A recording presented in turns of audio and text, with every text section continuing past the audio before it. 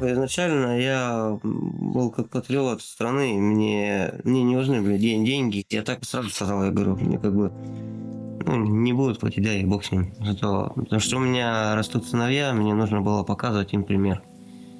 И я всегда в своей жизни пытался всем людям доказать, что нет ничего невозможного, есть только в голове в твоей.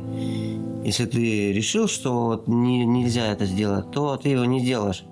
Что бы тебе там кто бы ни говорил, ты сам замкнешься и все, и ничего у тебя не получится. Но если ты говоришь, что мне пофигу, вы говорите, что не получится, а я сделаю, то ты обязательно сделаешь это в любом случае. Это касается любого человека. Вот, я все время пытался что-то кому-то доказать.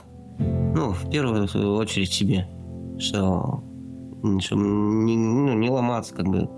Чувствую, что вот не могу, говоришь, да пофигу, как это ты не можешь, что, слабак, что ли?